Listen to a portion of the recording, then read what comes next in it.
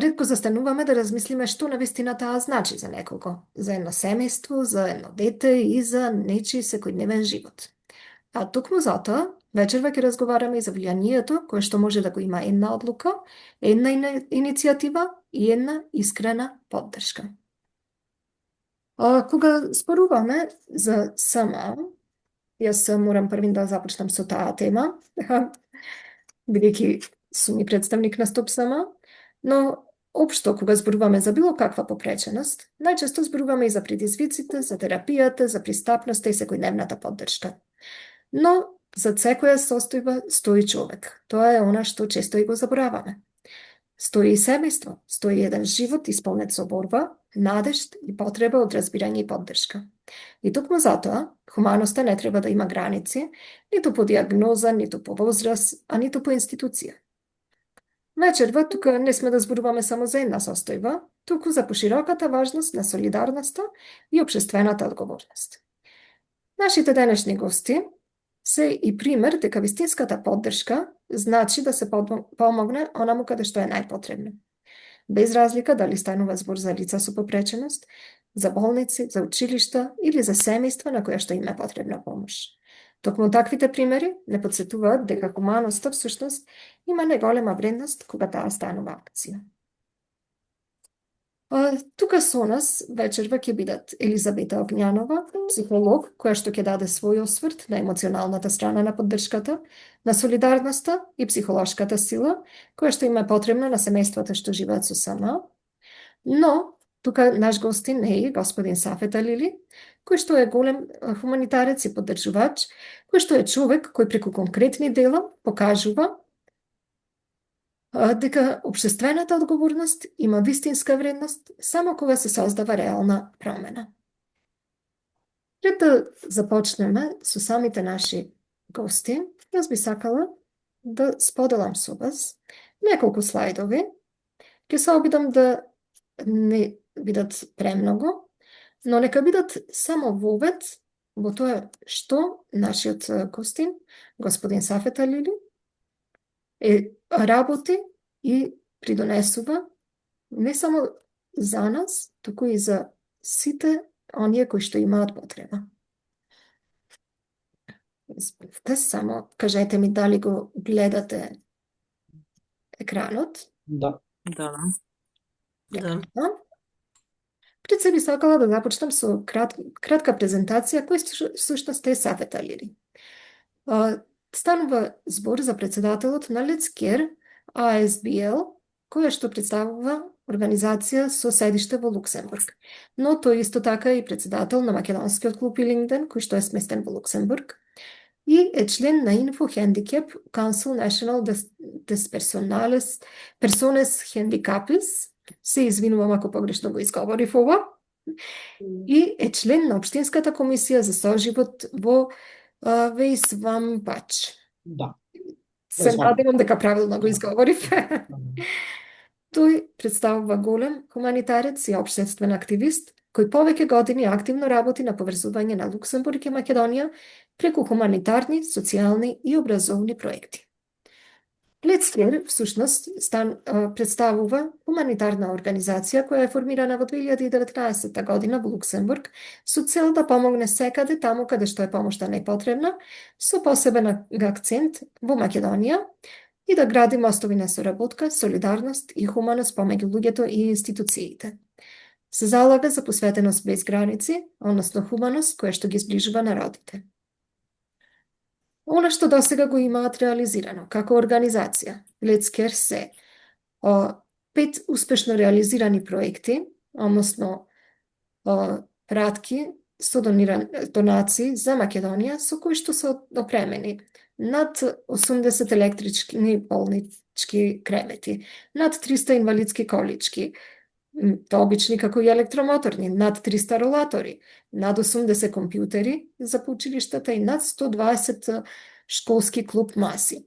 Донирано е во десетици населени места низ целата Македонија, а дополнително донирано е над 30 електрични дигалки за пациенти и над 25 палети со медицински материјал. Станува збор за навистина голема опрема од непреценливо значење за самите пациенти. Донирано е во 24 болници и амбуланти, во 17 училишта и на 9 здруженија на лица со посебни потреби во преку 35 различни локации низ Македонија, како и на десетици индивидуални донации кои не одат преку здруженија. За сето ова, господин Сафет има добиено голем број на признања и благодарници за хуманитарната мисија и за поддршката на ранливите категории, меѓу кои посебно се издвојува признанието од председателката на Република Северна Македонија, господја Гордана Силјановска-Давкова, во 2025 година, потоа признанијата и благодарниците од општина Маврово и Ростуше, болниците и здравствените установи, училиштата и образовните институции, како и здруженијата и локалните хуманитарни организации. Овие признања представуваат потврда дека хуманоста, солидарноста и посветеноста остануваат трајна вредност во општеството, но овие признања представуваат им само мал начин да се изрази благодарноста, која што здруженијата и лицата кои се корисници на оваа донирана опрема, благодарноста што ја имаат спрема господин Сафет. Една заклучна порака, која што можам да претпоставам дека го води господин Сафет, е кога човекот е воден од позитивна мисла, тогаш сите бариери се наминуваат. Тој ни представува животна приказна дека и покрај животните предизвици, со позитивна мисла може да се покренат процеси за да им се помогне на другите, но да се помогне и на самиот себе си. Бидејќи кога правиме добро, доброто секогаш се враќа, најчесто кога тоа најмалку го очекуваме.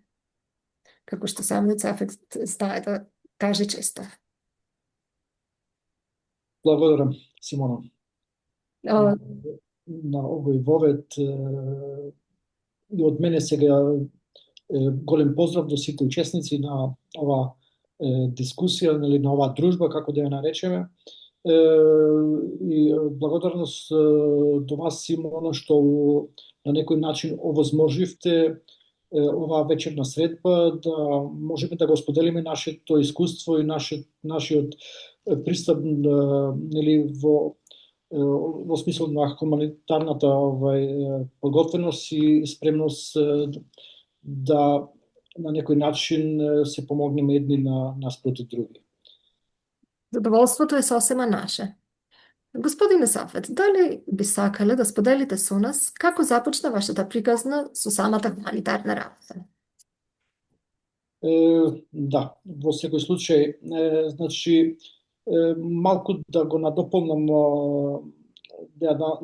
мојата биографија, значи до мојата 35 годишна возраст функционирав сосем нормално и бев во еден нормален работен однос, така да за разлика кај другите случаеви, кај мене беше малку промената поагресивна, да речеме. Во рок од 4 часа ми се промени на некој начин животната состојба, така да после долги лекувања од 6 месеци дојдов до сознание дека нема више да биде никогаш така како што било порано. И бев ставен пред на некој начин животна одлука како понатаму. Нели? Така да таа позитивна мисла и позитивно гледаште на некој начин ме сврте напред и да се свртам на новите предизвици и со самото тоа да на некој начин го продолжам животот, можеби не на ист начин, но исто така возбуден и интересен, така да со самото тоа и иако имав не секојдневно поинаква состојба, успеав некако да се свртам напред и да се посветам на хуманост, затоа што имав со новата ситуација доста прилично многу слободно време и на некој начин тоа беше предизвик да почнам да се бавам со хуманата делатност. Во почетокот отпочнав со на некој начин таа психолошка хуманост.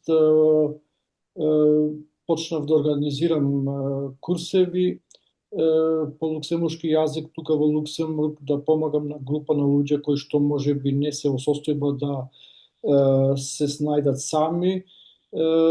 Така да во текот на неколку години успеав да организирам преку 39 курсеви, низ кои помина помеѓу 800 и 1000 луѓе, да за покасно се посветам и на она физичка хуманост, така да 2019 година го формиравме тоа хуманитарно здружение Лецкеја и ги отпочнавме процесите за медицински помагала и сето оно што оди успатно и помошт за Македонија. Дали ова значи дека хуманоста всушност во менува и онај кој што помага? Во секој случај, во секој случај, знаете, многу е важно без разлика човек во каква ситуација се наоѓа, да го држи, да ја држи онаа позитивна мисла. Знаете, таа позитивна мисла на некој начин е многу важна во такви тешки моменти, знаете, затоа што кога помагате на другите, индиректно си помагате и самите себе си. Тоа можам на некој начин со конкретни примери да го потврдам, затоа што секогаш сум бил на некој начин многу во поповолна ситуација, затоа што се осеќате многу позитивно, исполнети и знаете дека на некој начин се уште сте дел од општеството и носите некаков допринос на заедницата, со теа и за себе си. Господин Сафет, кој беше моментот, всушност мене ме интересира, кога свативте дека ова нема да биде само едно кратна помош, туку е нешто на кое што ќе го посветите вашиот живот? Знаете, во самиот почеток, нели, и самиот сум корисник на такви помагала и знаев што значи да една особа која има потреба од такво нешто и недостасува едно помагало, отпочнавме со една обична количка за едно лице кое нажалост можда не можел да го набави или не бил во можност, кога така од спонтано дојдовме до ситуација да му донираме првата количка и кога го видовме резултатот на таа промена кај лицето, се постави прашањето зашто тоа не би го направиле за повеќе луѓе и во поголем обем. Знаете, тука се појавуваат тие ситуации кога со еден единствен пример отпочнува цел процес, така да во покасна фаза сето тоа се прошири на поголема бројка на луѓе и на поголем број на институции и организации. Значи, дали може да се каже дека токму тоа едно лице беше онај кој што имаше влијание врз вас? Да. Знаете, проблемот е во почетокот и сами не сте свесни колку голема промена може да направи една таква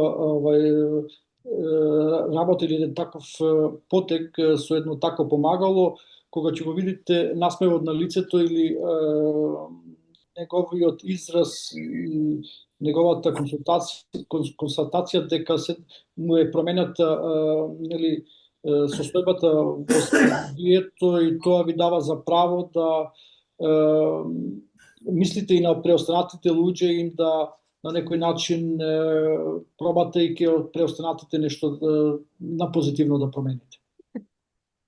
Јас би рекла дека денес има многумина кои што всушност си сакаат да помогнат, но многу често и самите луѓе не ни знаат од каде да започнат.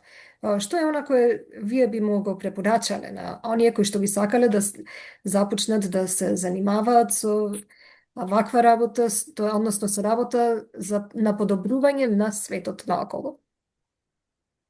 Знаете, секогаш постојат можности човек да направи нешто за заедницата.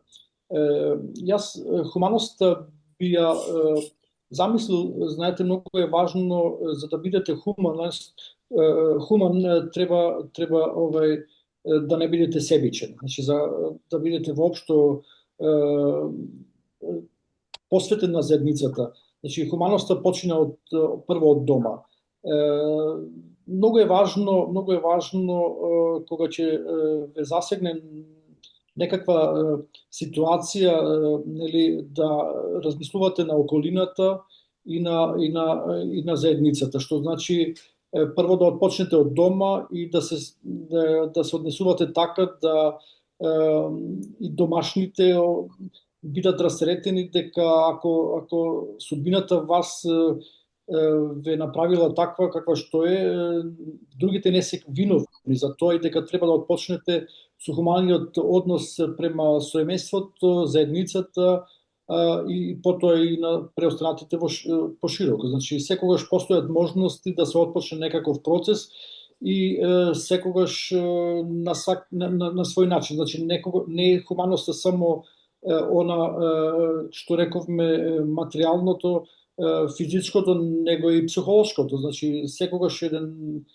добар однос, еден добар пристап, дел од таа хумана мисија на секој еден поединец и човек. Така да мислам дека има големи можности, тука може секогаш од некаде со нешто да се отпочне. Всушност, целта е да направиме влијание, а не само донација. Да, во секој смисол. Во секој смисол. Дали сметате дека компаниите, како и поединиците, можат да направат некоја значителна разлика? Вие во вашата работа сте имале толку многу контакти, како со поединци, така и со компании. Па кое е вашето видување на ова? Дали можат, дали се во можност да направат вистинска разлика? И дали општествената одговорност на самите компании понекогаш останува само формалност или се уште постојат такви кои што навистина тоа го прават бидејќи сакаат да направат влијание? Видете, компаниите во секој смисол имаат голема можност да дадат свој допринос во реализација на такви проекти. Значи, дали преку вработување на лица со посебни потреби, преку конкретна помош, меѓутоа да не биде тоа само на формална основа, нели, еднократно и со тоа да се заврши приказната, туку да на некој начин се вклучат малку поцелосно и потемелно во допринос или во подобрување на условите на лицата со посебни потреби. Значи, тука имаат бесконачни можности и прилики како тоа да го направат, меѓутоа тоа сепак на некој начин треба малку да се вклучат подетално и поцелосно, нели, да не само да го донираат она што го планираат, туку и да го следат токот на донацијата, да видат како тоа на некој начин влие во квалитетот на животот и постојано да го пратат и процесот, значи да не биде тоа само еднократна помош за можеби сликање или можеби само да се покаже дека нешто се добило, со самото тоа еднократно да заврши тука приказното, туку да се на некој начин одржува континуитет и дека кога би се водело сметка малку повеќе, мислам дека имаме многу голем број на компании кои би можеле активно да се вклучат во такви процеси. Многумина и не знаат од каде да започнат, особено кога станува збор за индивидуалци. Што е она што би посоветувале секој еден кој сака да започне да придонесува вие како личност која што го поминала цел тој пат од почеток до овој степен до кој што сме денес? Интересантна ситуација. До сега, морам да бидам искрен, во припрема на на оваа следба, нели, направив некаква општа проценка и направив некоја математика со цифри, што и самиот себе си ме изненади. Значи, зборуваме сега како индивидуа. Значи, јас после новата состојба и новиот предизвик отпочнав со едноставно мали чекори. Меѓутоа, денешните бројки покажуваат нешто сосема поинаква ситуација. Како што реков преска во воведот, отпочнав со учество во организирање на тие курсеви. Значи, ако земеме во обзир 1000 лица кои ги поминаат тие курсеви, добија државјанство. Кога добива државјанство еден возрастен, децата со него се под автоматизам, што значи еден родител и едно дете, тоа и се 2000 луѓе до 3, само преку државјанствата што им се олеснети секојдневијата со одобрение за боравак, премин на граници, така натаму, добивате европски пасош и ви станува секојдневијето многу поедноставно. Потоа со досега 5 реализирани проекти. Овој викенд го реализираме и 6-тиот проект.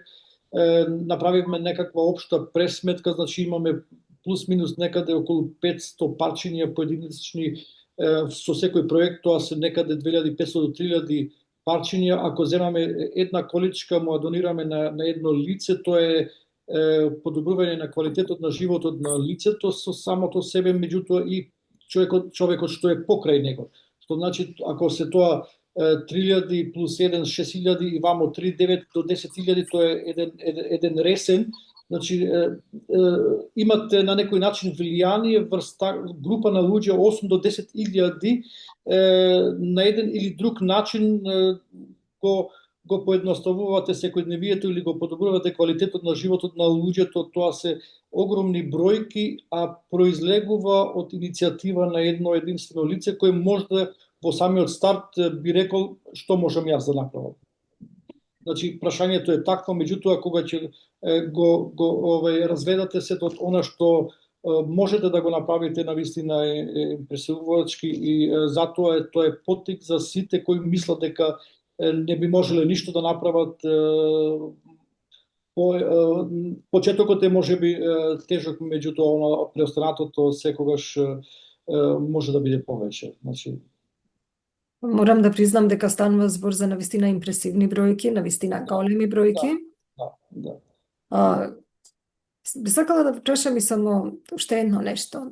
Сигурна сум дека многу често го слушате ова прашање. Што е она што ве мотивира и понатаму да се трудите и да придонесувате на овај начин?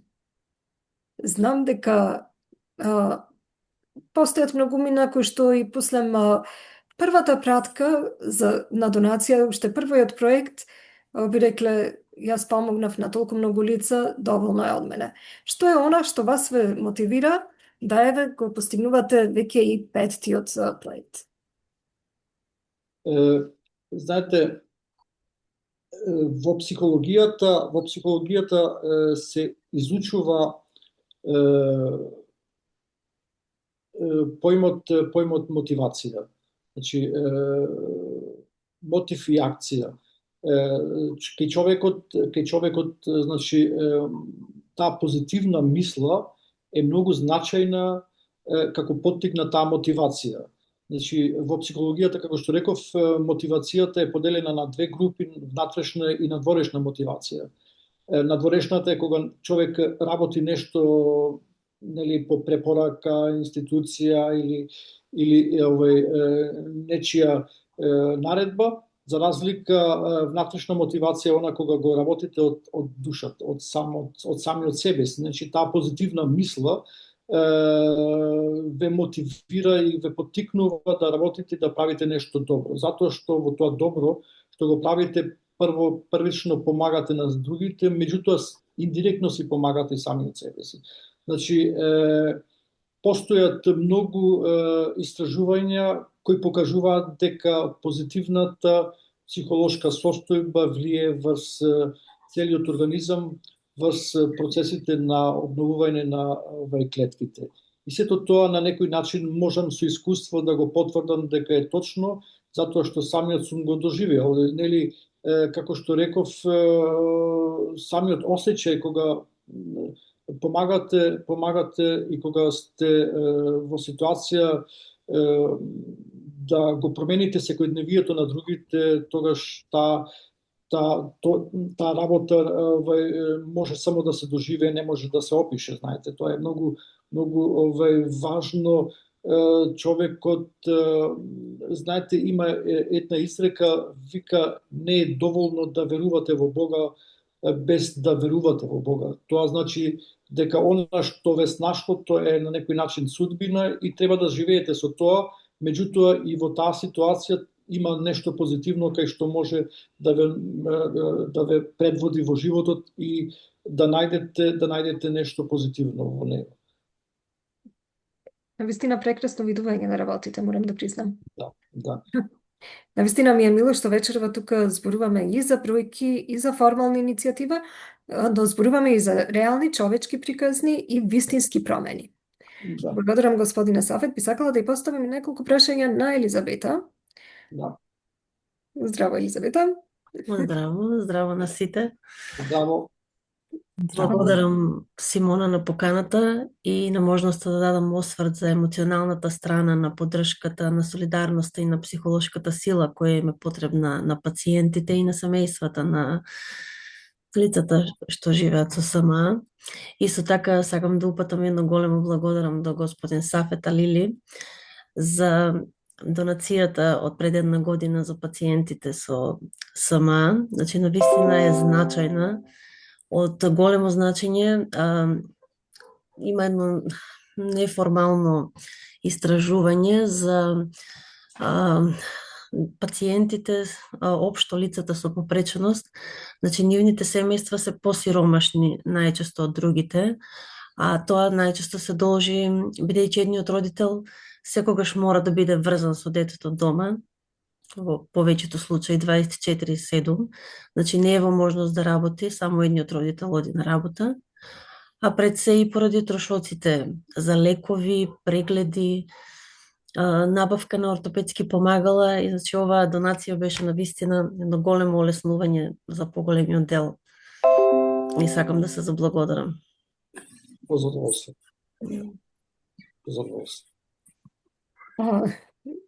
Дефинитивно, таа донација беше навистина непреценлива важност.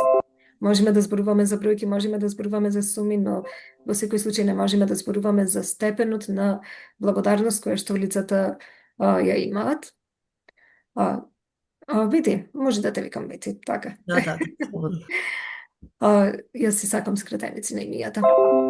Она што ме интересира е од психолошки аспект. Колку значи чувството дека некој навистина е тука за самите семејства на лицата со попреченост и самите лица со попреченост, а и пациентите со СМА? Вака, чувството дека некој е искрено присутен има огромно психолошко значење за семејствата кои живеат со спинална мускулна атрофија и за самите пациенти. Значи, кога едно семејство секојдневно се соочува со медицински третмани, со неизвестност, со физички ограничувања, постојана грижа за иднината, значи најтешкото не е секогаш она што е видливо, што може да го видиме. Значи, често најголемиот товар е тивката психолошка исцрпеност, чувството дека мора постојано родителите да бидат силни, организирани и подготвени за се. А истото се однесува и на самите лица. Значи, во овакви околности, присуството на луѓе кои навистина можат да не слушнат, да не разберат и да останат тука, дури кога ќе помине првиот бран на внимание, има големо терапевско влијание. Значи, кога некој ќе ти каже не си сам или не сте сами како семејство, И тоа и ќе го покаже со дела, значи семејството полесно ја носи тежината од секојдневието. Значи, психолошки човек е многу полесно се справува со тешкотија кога чувствува дека болката е споделена, дека некој не разбрал. Значи, самата поддршка не ја отстранува болеста, меѓутоа го намалува чувството на осаменост, дека не си сам. Тоа прави голема разлика. Всушност можеме да кажеме дека често се зборува за физичките притизвици, но многу малку за емоционалниот товар кој семејствата го носат. Нели? Да. Дали можеме да кажеме дека врз едно семејство најголемо позитивно влијание што е она што би имало? Чувството на разбирање, присуство или материјалната помош? Значи, материјалната помош е моментална. Меѓутоа, разбирањето и присуството, значи, е дополнителна сила, дефинитивно. Значи, родителите на децата со спинална мускулна атрофија многу често живеат под хроничен стрес. Значи, тоа не е стрес што трае неколку дена, значи не е состојба е на постојана грижа, на психичка напнатост. Значи, многу од родителите се будат и заспиваат со мисли поврзани со здравието на детето, со терапијата, со контроли, финансиски трошоци и со иднината. Многу често поставувано прашање што после мене, кој ќе се грижи за моето дете. Значи, една од најтешките аспекти е што родителите често немаат простор да бидат ранливи. Значи, тие чувствуваат дека мора да се силни, значи мора да се издрже, да останат силни за своето дете и за остатокот од семејството. И поради тоа, тие собствените емоции ги потиснуваат, а со тек на време тоа води кон емоционална исцрпеност, кон анксиозност, кон чувство на прегорување. Што од ваш аспект, психолошки аспект, би му препорачале на луѓето кои мислат дека нивната поддршка е премала за да направи разлика? Значи, поддршката од заедницата е исклучително важна, бидејќи создава чувство на припадност, кога семејството знае дека околу себе има луѓе кои се заинтересирани, информирани, подготвени да се тука да помогнат, значи психолошкиот товар станува многу полесен за носење. Човек може да издржи многу повеќе кога чувствува дека не е сам, кога некој оди покрај него.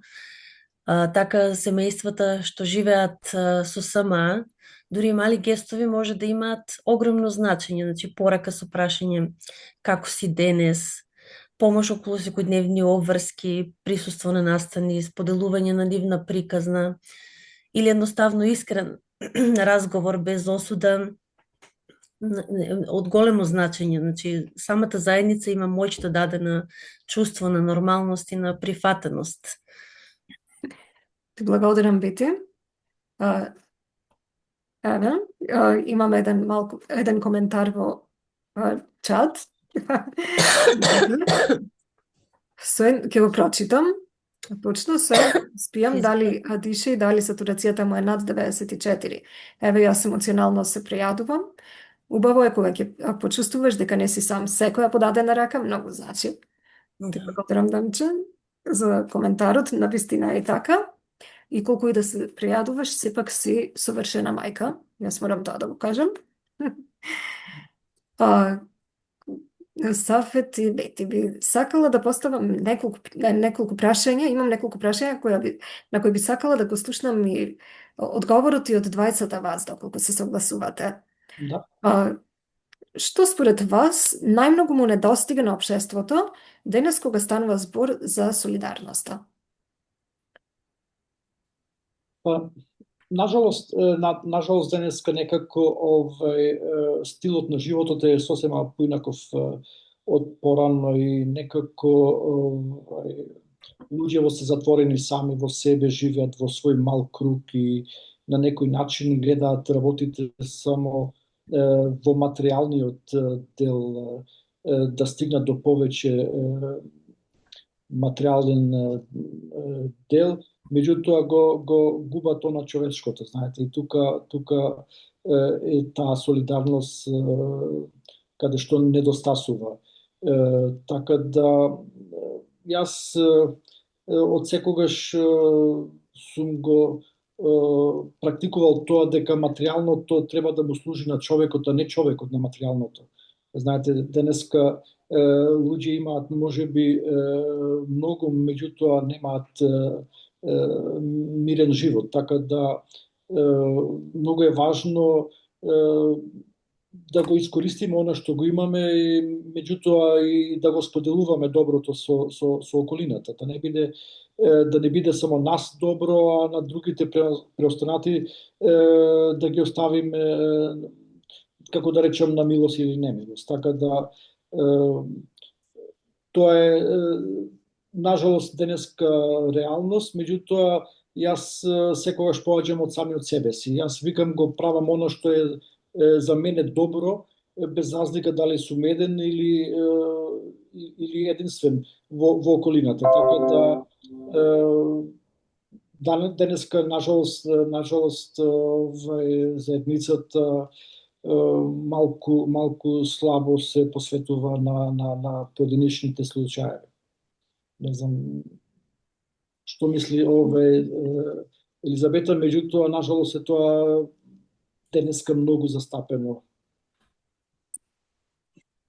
Вака солидарност во однос, значи материјална помош или чувство на разбирање или присуство. Значи материјалната помош е важна и е многу неопходна, особено кога станува збор за терапија, медицинска опрема, патувања, секојдневни трошоци, но таа може конкретно да олесни само дел од товарот и да отвори можности што инаку не биле достапни. Но кога зборуваме за долгорочно психолошко влијание, чувството на разбирање, на човечко присуство остава под длабока трага. Значи семејствата најчесто не паметат само кој помогнал финансиски, туку кој останал присутен и понатаму. Значи кој се јавувал и кога настанот или нешто, кога е пример кога се собираат некои донации, обичен пример или за некое лекување, и од кога ќе помине, значи сето тоа, кој останал тука покрај нас, значи кој не избегнувал тежок разговор или се покажал човечен, значи искрена човечност едноставно. Значи понекогаш едно искрено тука сум има многу поголема сила отколку што луѓето претпоставуваат, бидејќи кога човек минува низ тежок период, не му е потребна само практична помош, треба неговата болка сепак да биде видена и признаена. Дефинитивно. Да. Дали ние можеме како индивидуи да создадеме повеќе свесност и повеќе активна поддршка, да предизвикаме повеќе активна поддршка помеѓу луѓето? Да. Што мислите? Да, дефинитивно. Или ајде ќе го преформулирам. Дали повеќе би требало да се насочиме кон институционална помош или помош од тоест да ги поттикнуваме институциите или граѓаните за своја индивидуална одговорност? Видите, овдека, да речеме, во Луксембург баш имав вчера прилика, значи во Луксембург државата некако тоа институционално го има организирано и постои Национален совет за лица со посебни потреби. Знаете, каде што се вклучени сите организации и каде што можат да дадат свој допринос во креирање на националната политика околу потребите на лица со посебни потреби. Така да многу е важно тоа да биде на некој начин организирано. Знаете, она што е меѓусебна помош, меѓусебна поддршка е еден тип на помош, меѓутоа она што треба државата како институција тоа да го организира и да го следи, да ги следи потребите и ситуациите на таквите лица. Затоа е многу важно да биде тоа на многу високо ниво и да биде на некој начин логистички поддржувано и пратено, затоа што за разлика кога се оставаат сами на себе, состојбата многу потешка или многу покрај едниот проблем се појавуваат и други проблеми. Значи, како што рековме, покрај психолошкиот и финансискиот и проблемот со функционирање на секојдневието. Значи, овдека државата има тоа многу добро, го има на некој начин решено со таков совет еден кој на некој начин ги прима сите забелешки, предлози и препораки, ги проследува до надлежните министерства и сите тие работи одат до реализација. Значи, ако се работи за помагала, се работи за финансиски помош, се работи за просторни потреби, така натаму, значи сето тоа оди на многу поинаков и побрз начин на реализација, за разлика ако лицата се оставени сами да се снаоѓаат. Мислам дека тоа е еден позитивен пример, Да. кој можеме да се стремиме да го преземиме и кај нас. Да. Бите, имам едно прашање до тебе. Како поддршката всушност влија и врз менталната сила и мотивацијата на самите семејства? Многу е битна поддршката, да настапуваме со емпатија. Значи, не само да сочувствуваме, туку вистински да разбереме како изгледа животот на едно семејство и што на вистина им е потребно. Значи, семејствата што живеат со СМА не сакаат да бидат само гледани низ призма на трагедија, како да го објаснам, или судбина што се случила. Значи, едноставно, исто како и сите други, тие сакаат достоинство, прифаќање, нормална комуникација од страна на другите луѓе. Значи, кога едно општество покажува емпатија, создава средина во која луѓето не се чувствуваат осамени или невидливи. Значи, емпатијата се гледа во повеќе нешта. Начинот на кој изборуваме, дали слушаме без осуда, дали сме подготвени да научиме повеќе, дали правиме простор за инклузија на тие лица и дали гледаме на овие семејства како рамноправен дел од заедницата. Благодарам. Навистина добар одговор. И ви благодарам и на двата за овие искрени и важни размислувања. Мислам дека токму вакви разговори се оние кои што не подсетуваат дека хуманоста не е нешто недостижно, туку таа започнува со внимание, со разбирање и едноставно со одлука да не останеме рамнодушни. Имаме уште еден коментар од Севка.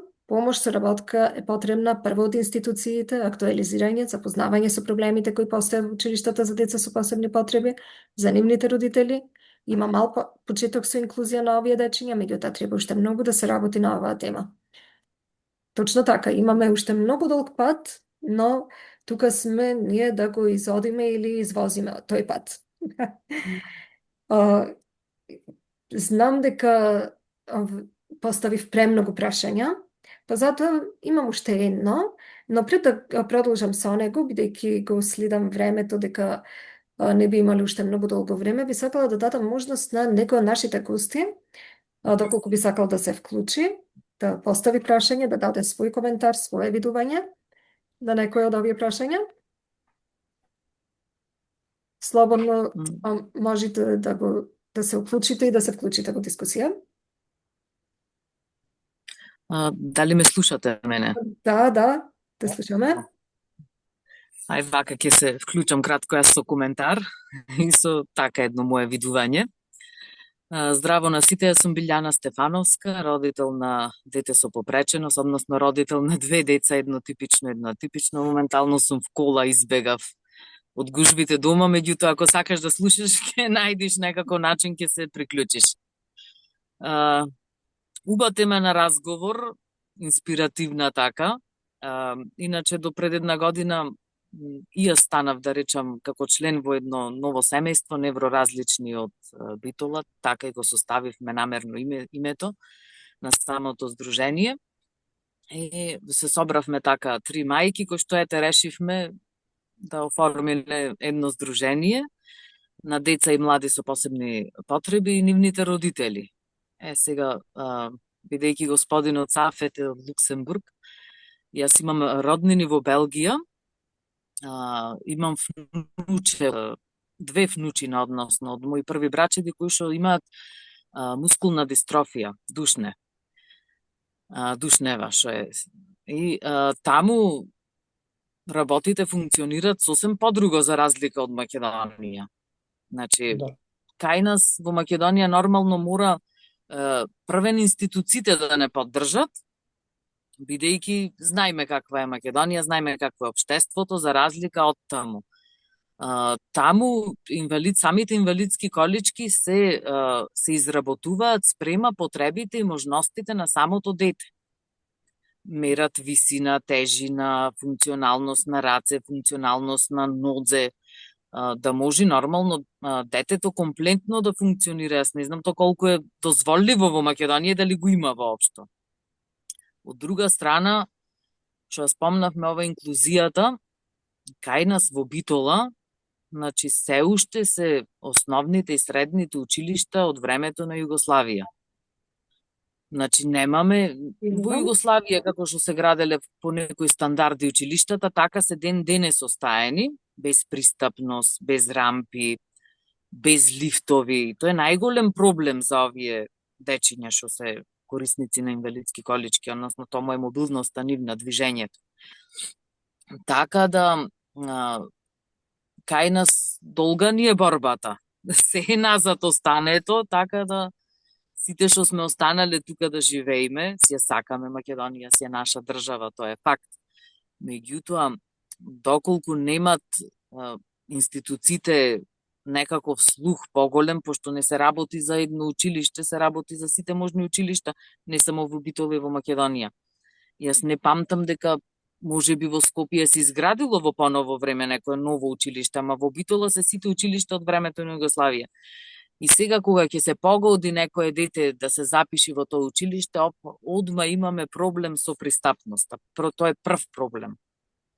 Понатаму има и други проблеми, меѓутоа, сепак ќе се бориме натаму, се што може да се направи. Тоа е нашата цел, да се изгради нешто, да се направи, да се поттурни, меѓутоа мора институционално да имаат слух. Тоа е најголемиот проблем, според мене. А во Белгија не е така. Мислам, тука Белгија, Луксембург, Холандија сте како Бенелукс, една, да речам пак, врзани држави, меѓутоа, нормално, кај нас, како што се од порано останати работите, така и си тераме. Да, за Луксембург, мислам, немам никаква забелешка, како што реков, ја вчера имав средба со министерот кој е надлежен за тоа министерство и директорката на агенцијава, Национална агенција за лица со посебни потреби.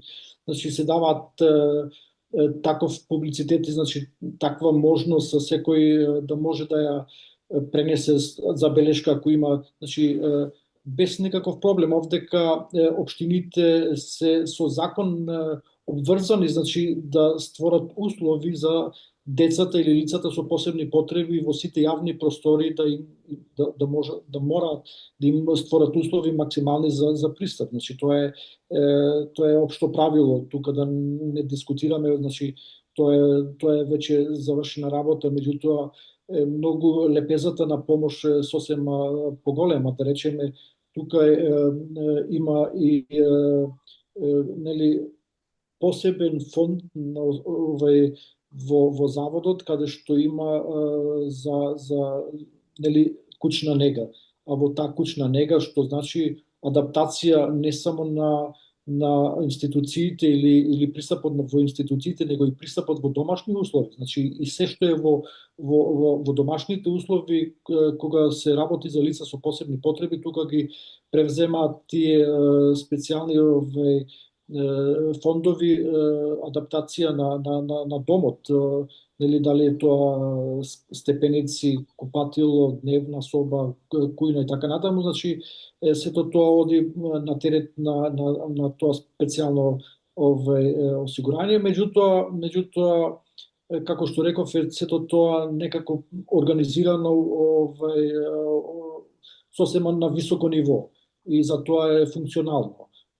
Кај нас, нажалост, треба тука секој поединечно се бори додека дојде до она што е минимално најосновно потребно, за разлика тука што е тоа многу поинаку организирано и многу посериозно на некој начин прихватено. Токму поради тоа и вашата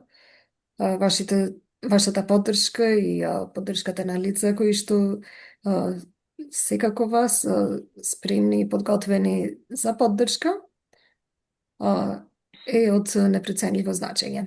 Како што кажав, имаме уште многу долг пат да извозиме, но битно е да не се откажуваме. Како и да е. Да.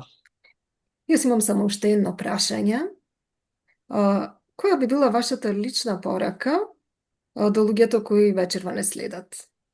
Сафет, Бети, кој би сакал прв? Да. Јас, како и да е, знаете, секојаш сакам да останам со една позитивна мисла. Мене тоа некако многу ми седи на срце и на душа.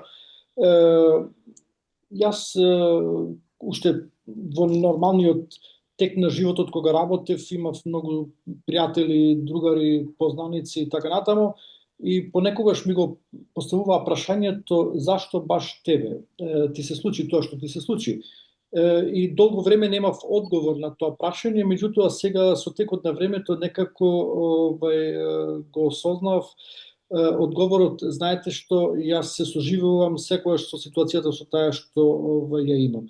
Што значи, мојата улога во животот до 35 години беше една, после тоа се промени, добив нова улога во животот, што значи треба сега да изслужам на новата улога, а тоа е да се грижам и да водам сметка за лицата со посебни потреби и да се посветам посебно за нивните потреби. И така да ја прифатив таа моја нова улога во животот и значи сакам да кажам дека понекогаш и недобрите работи се случуваат со разлог. Значи за мене тоа е предизвик и нова улога во животот и ја прихвачам како таква и затоа се посветувам максимално, значи што е можно посериозно, подлабоко и поквалитетно да ја одработам таа улога и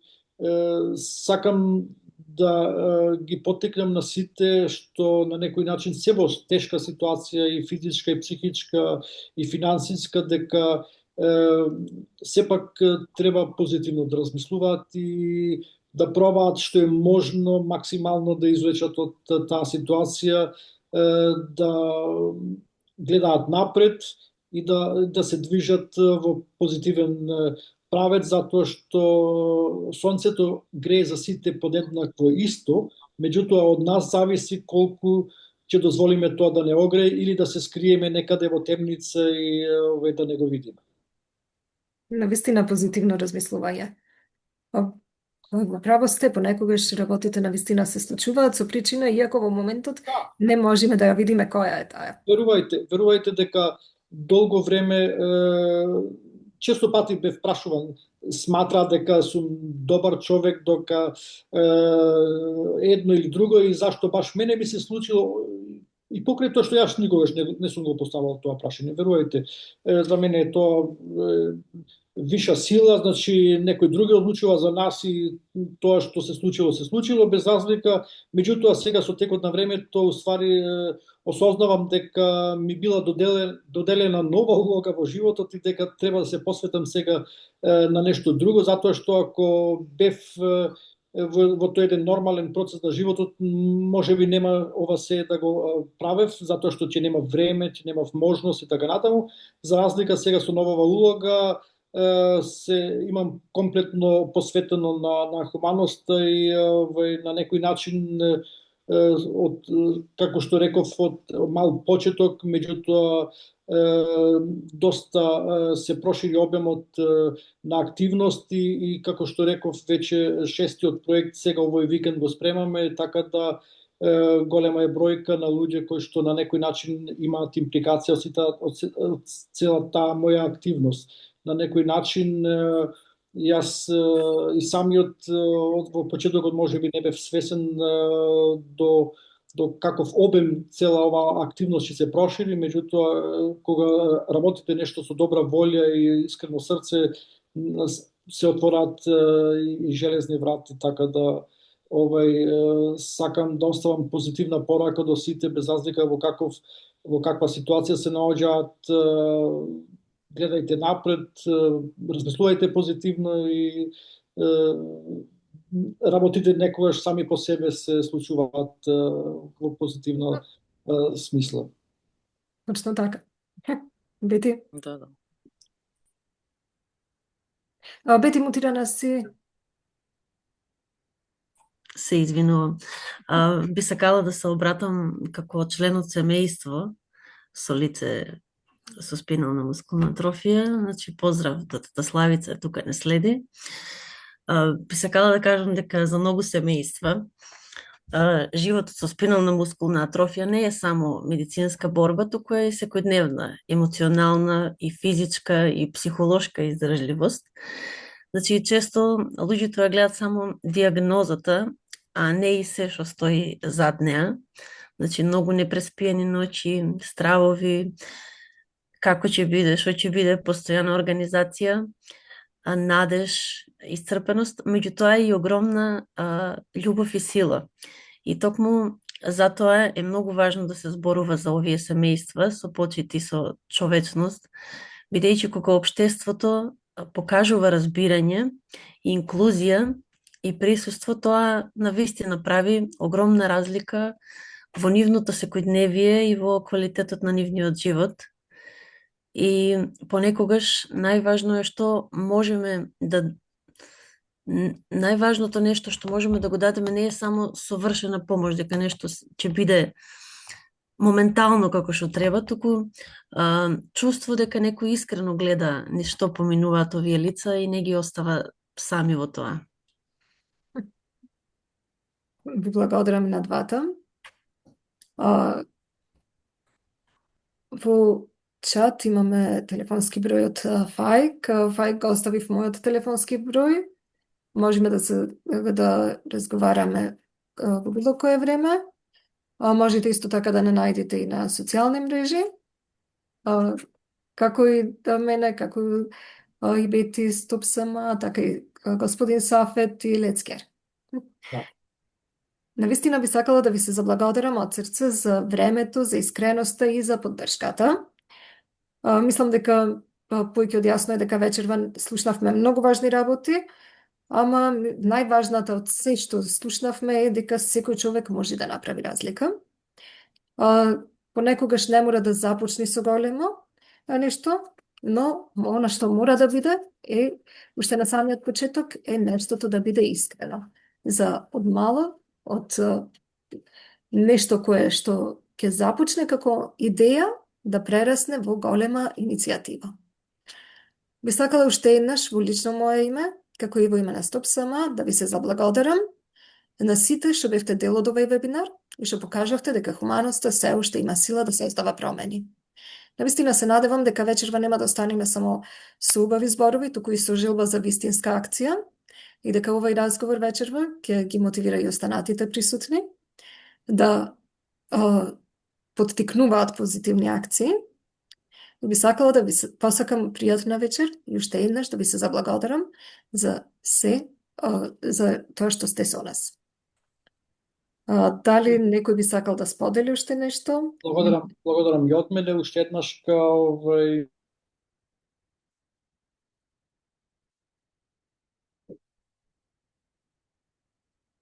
Не знам дали мојот интернет или вашиот интернет?